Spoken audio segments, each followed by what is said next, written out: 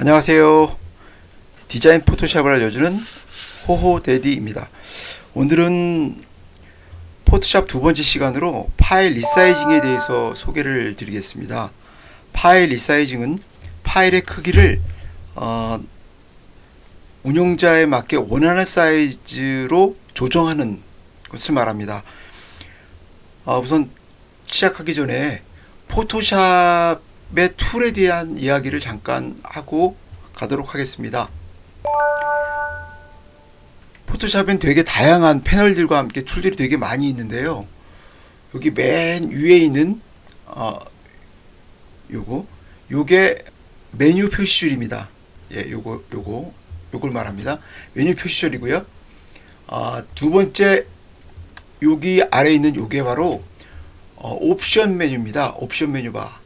옵션 메뉴는 뭐냐면 여기 왼쪽에 이렇게 나란히 붙어 있는 거, 요게 바로 툴바인데요. 요 툴바에 각각 하나씩의 툴을 선택할 때마다 여기 메뉴 패널들이 바뀝니다. 예, 요 메뉴 패널들이 바뀌면서 요 툴에 맞는 어떤 그 기능들이 여기에 나타나게 됩니다. 요 아래에도 메뉴가 있습니다. 이건 뭐냐면 상태 표시줄입니다. 화면에 나타나는 요게 이제 흔히 얘기하는 캔버스라고 얘기를 하는데요. 요 캔버스에 나타나는 상태 정보값이 바로 여기 이 아래쪽 왼쪽 하단에 나타나게 됩니다. 그리고 오른쪽에 가시면 이렇게 나타나는 요런 것들을 우리가 패널이라고 합니다. 툴과 여기 옵션 메뉴 그리고 이 패널은 거의 동시에 바뀝니다. 물론 이제 패널 창이 떠 있을 때의 얘기긴 하지만 어쨌든 툴이 움직일 때마다 옵션 메뉴와 어떤 패널들, 옵션 패널들은 계속 바뀐다는 것만 좀 아시면 될 것 같고요. 그 다음에 여기에 있는 요거는 바로 파일 이름이 들어가 있는 탭입니다. 그러니까 캔버스의 이름이나 네이밍 혹은 이제 저장할 때의 저장 상태 이런 것들을 보여주고 비율, 그 다음에 RGB, CMYK 요런 것들도 함께 보여주는 탭 창이라고 보시면 될 것 같아요. 오른쪽 옵션 패널을 잠깐 보시면 요런 오른쪽 옵션 패널들은 지난 시간에 잠깐 소개를 드렸던 것처럼 요 창에 있는 요런 다양한 창들이 여기에 떠 있습니다. 여기에서 우리가 창들을 실시간으로 켜고 끌 수가 있습니다. 이렇게요.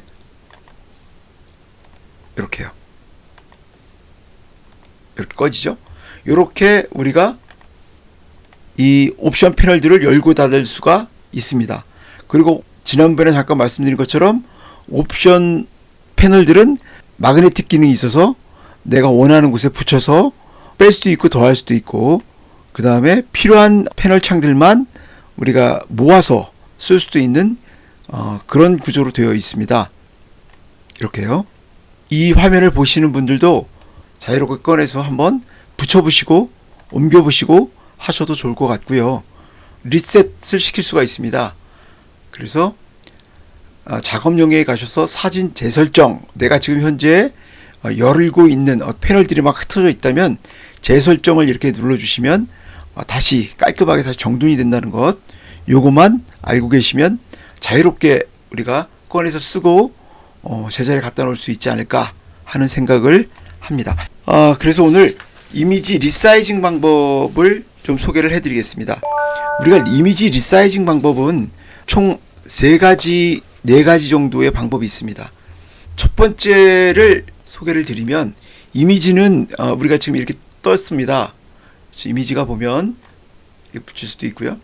이미지를 보시면 왼쪽 하단에 보시면 요거죠. 폭 1920 픽셀, 높이가 1280 픽셀입니다. 그죠? 1920 픽셀인데 요거를 우리가 좀 이미지를 좀 줄여 볼게요. 어디로 들어가시냐면 하나, 둘, 셋 보면 이미지가 있습니다. 이미지라는 이름에서 보시다시피 여기에는 이미지에 대한 것들을 다 바꿀 수 있는 그런 구조로 되어 있습니다. 거기서 이미지 크기를 들어가시면 이와 같은 화면이 뜹니다. 가장 많이 쓰게 되는 아마 메뉴 중에 하나가 아닐까 생각하는데요. 이 이미지 크기 메뉴에서는 이렇게 치수, 어떤 거에 맞추기, 뭐 이런 폭 여러 가지 메뉴들이 있는데 현재 이미지 크기는 7.3메가로 되어 있습니다. 그리고 현재 치수는 1920에 1280 픽셀이고요. 자, 다음에 요거를 어떻게 바꿀 것이냐에 대한 메뉴가 요 안에 있는 거죠. 요게 바꿀 메뉴. 요거는 현재의 상황. 이렇게 이해하시면 될 것 같아요. 다음에 맞추기를 한다는 얘기는 뭐냐면 현재 나와 있는 이미지를 내가 모듈화 되어 있는 이미지에 어떤 곳에 맞출까를 생각하시면 됩니다. 지금 1920 픽셀인데 요거를 1024-768 사이즈로 한번 바꿔보겠습니다. 클릭하고 그러면 여기도 이렇게 바뀌었죠. 그죠? 1024 기준으로 이렇게 바뀌었죠. 요거를 확인을 한번 눌러보겠습니다. 확인. 이렇게 줄어드는 걸 볼 수 있어요. 이렇게 이미지를 쉽게 우리가 원래 작업했던 사이즈의 표준화된 모델 사이즈로 줄일 수가 있습니다. 다시 컨트롤 제치하면 원래 사이즈로 바꿀 수 있죠. 다시 한번 들어가 보겠습니다. 이미지 사이즈로 다시 한번 들어가 볼게요. 이미지 크기로 들어가 보시면 여기에 보시면 이렇게 자동으로 우리가 모듈화 되어 있는 것들을 사용할 수도 있지만 이렇게 요거를 모듈화 되지 않고 내가 임의대로 조정해 볼 수도 있다는 겁니다. 폭을 1920이 아니라 1300으로 우리가 폭을 맞춰 볼게요. 이렇게. 그러면 그거의 비례에 맞게 아래쪽 건 자동으로 줄고요. 확인을 한번 눌러 보겠습니다. 확인. 이렇게 줄었습니다. 그죠? 이렇게 임의대로 바꿀 수가 있습니다. 다시 한번 들어가 볼게요. 자, 이미지 크기로 들어가시면 A4 사이즈 같이 이렇게 300dpi로 바꾼다면 어떤 일이 벌어질까요? 지금은 이렇게 비슷한 픽셀 사이즈 좀 바꿨다면 이렇게 A4 이렇게 바꿔볼게요.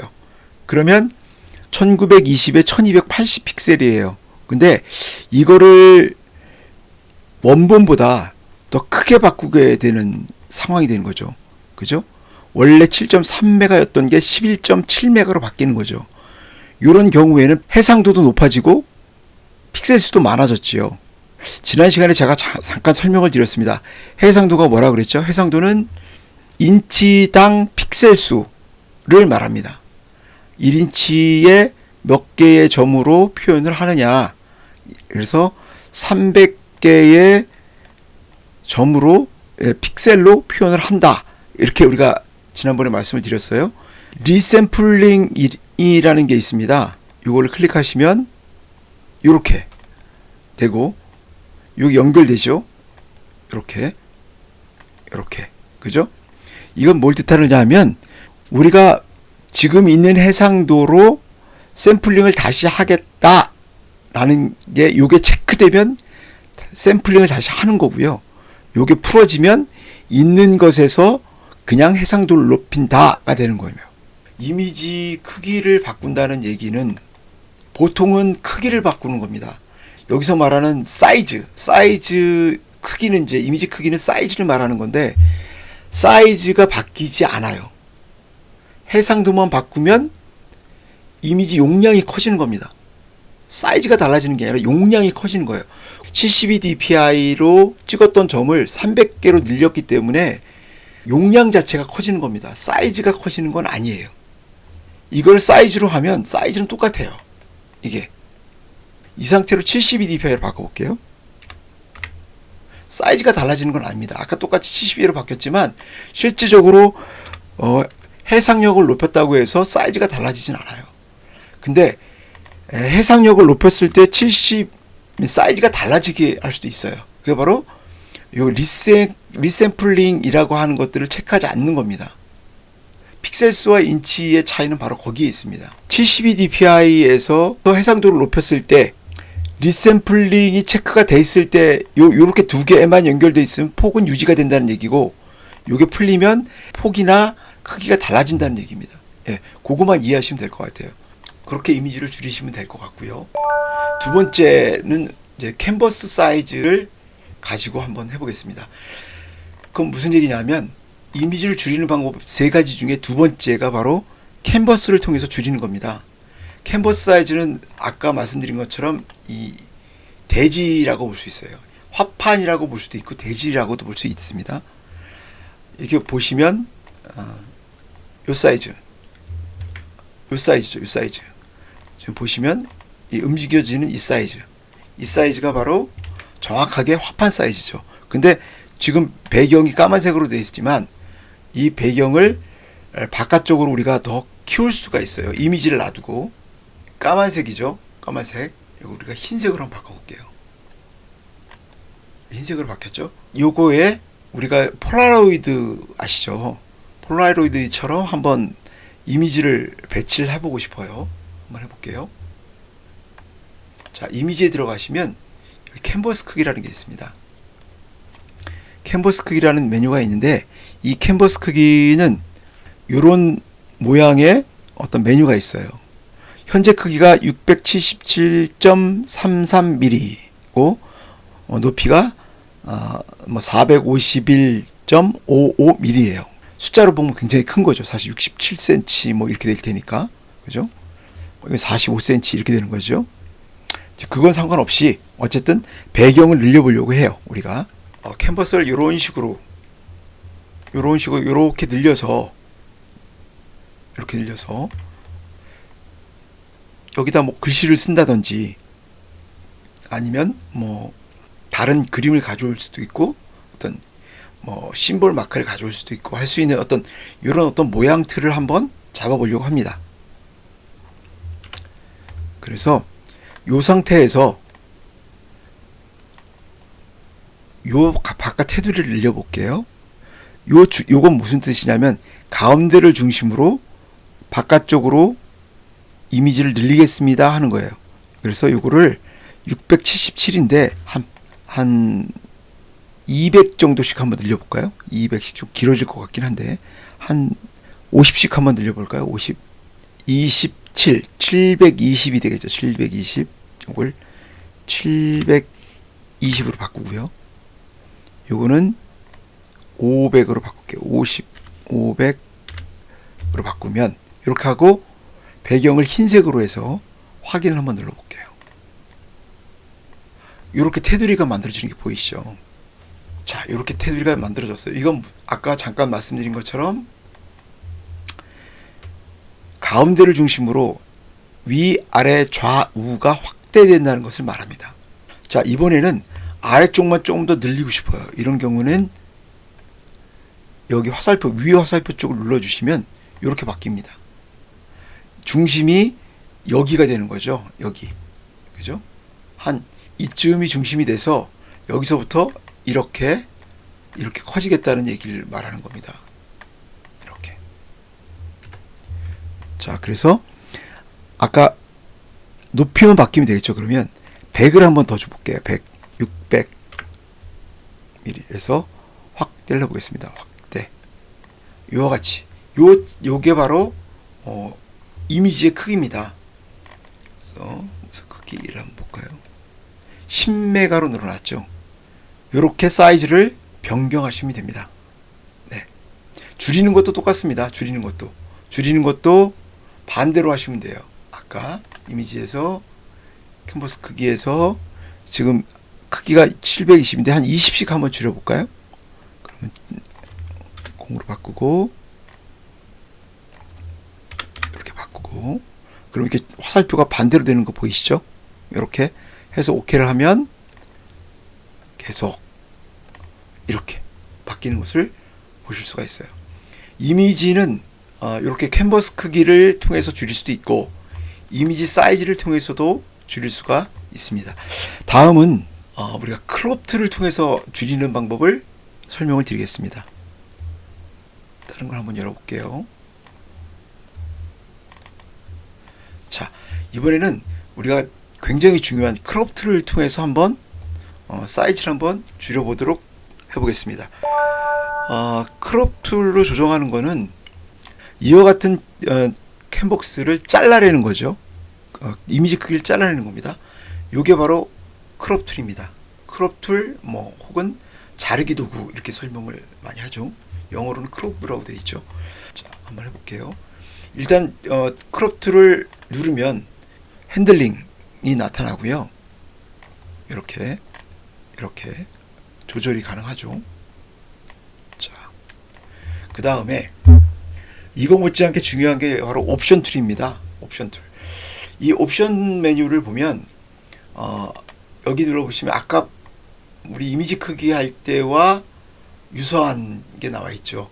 비율로 자른다. 위스 값과 높이 값을 해상도와 함께 조절해서 만들어낼 수 있는 겁니다. 아까 우리가 잠깐 이미지 사이즈에서 줄였던 것과 똑같은 거죠. 비율을 그대로 간다. 뭐 1:1 정사각 비율로 간다. 이건 이제 모듈화 시켜 놓은 겁니다. 우리가 자르려고 하는 것들을 모듈화 시켜 놓은 거라고 볼 수 있어요. 자, 이건 왜 이 기능이 중요하냐면 이 기능은 우리가 사진을 찍고 트리밍이라고 하죠. 트리밍을 해서 좀 더 안정감 있는 이미지를 만들까를 보여주는 것이라고 볼 수 있어요. 지금 잠깐 보시면 이 크롭 툴에서는 바로 이와 같이 비율대로도 자르지만 똑바로 하기라는 기능도 있고요. 그 다음에 내가 안에 있는 이미지의 레이아웃을 고려해서 자를 수도 있도록 이와 같이 격자나 이런 그 무늬들도 있습니다. 그 다음에 자른 다음에 픽셀을 없애버릴 거냐 남겨둘 거냐 뭐 이런 겁니다. 그 다음에 이 내용 인식이라고 하는 건 내가 캔버스 바깥으로 나갔을 때 그 부분까지도 인식을 해서 채워줄 거냐 말 거냐에 대한 이야기가 이겁니다. 그러니까 되게 중요하죠. 일단 한번 한 가지씩 한번 해보도록 하겠습니다. 이 캔버스 자르기 도구는 비율대로 자를 수 있다고 말씀드렸죠. 그죠? 4.5인치 300dpi를 클릭하면 이렇게 클롭이 된다는 것들을 보여줍니다.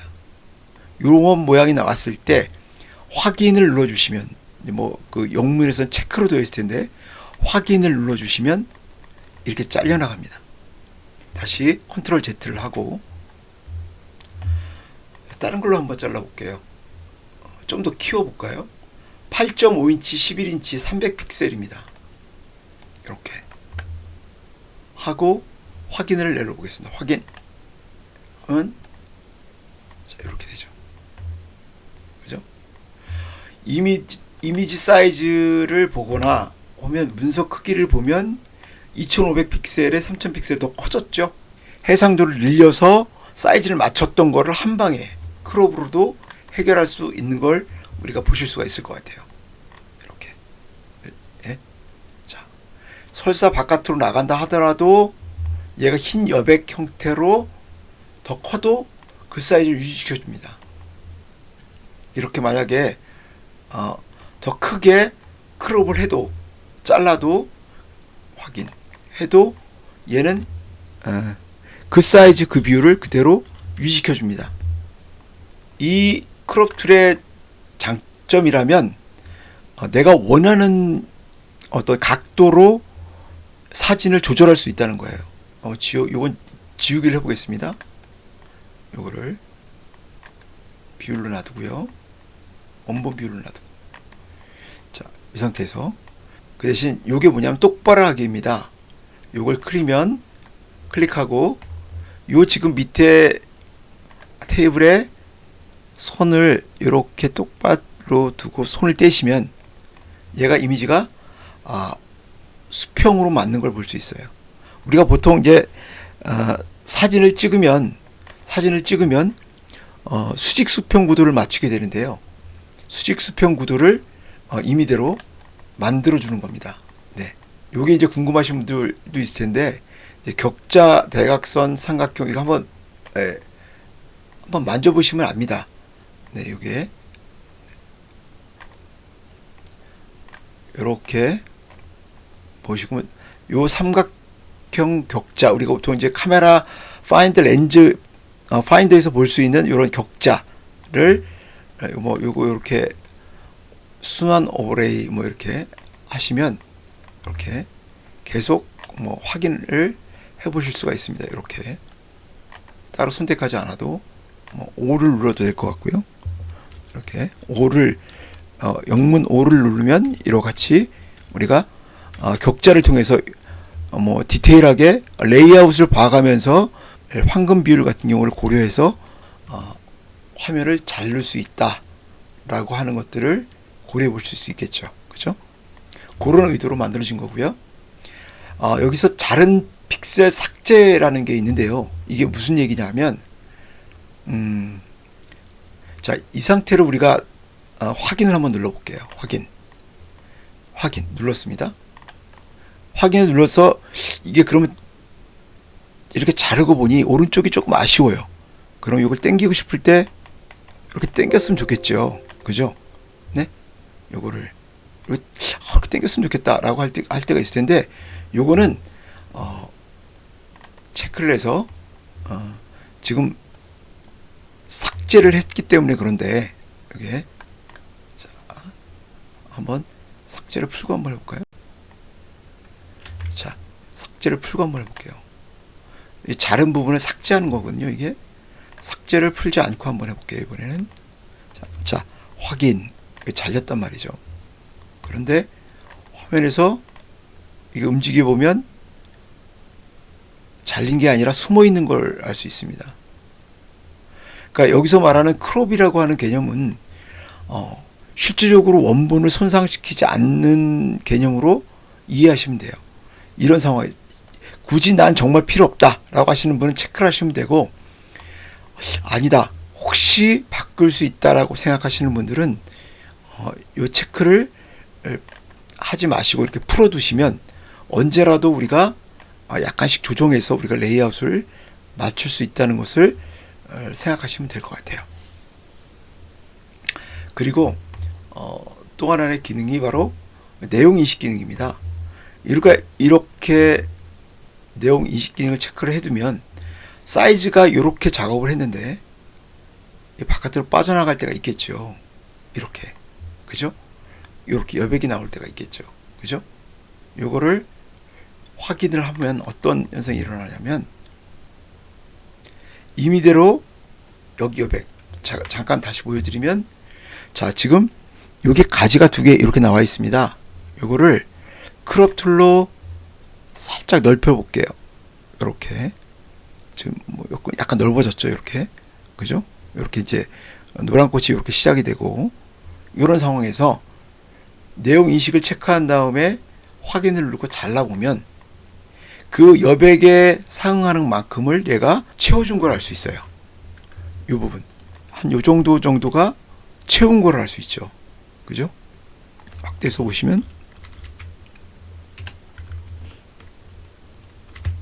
해서 이렇게 반복적으로 채워진 거를 볼 수가 있어요. 우리가 보통 이제 외곽은 잘 신경을 쓰지 않지만 실질적으로 여백을 늘렸는데 다시 합성해서 배경을 갖다 붙여야 되는 그런 상황을 줄여준다고 볼 수 있어요. 이 자르기 도구가. 네. 임의대로 이 내용을 인식해서 잘라준다는 거. 그거만 아시면 될 것 같아요. 이렇게 보통 이제 이렇게 하는 경우가 많이 있겠죠. 이렇게 이제 배경이 이렇게 이런 상황에서 한번 잘라보면 이렇게 잘라도 그대로 배경이 다시 채워지는 것을 알 수 있어요. 이렇게 이제 우리가 그 이미지를 줄이거나 크기를 줄이거나 혹은 여백을 위해서 내가 원하는 사이즈를 만들어서 쓰실 수 있다는 거, 오늘 그걸 아시면 될 것 같고요. 다음 시간에는 저희가 레이어에 대한 부분을 좀 더 소개를 드리도록 하겠습니다. 레이어는 굉장히 중요합니다. 한 강의에서 끝나지 않을 수 있는데 계속 반복해서 진행할 예정이니까 좀 관심을 가져주시면 감사하겠습니다. 감사합니다.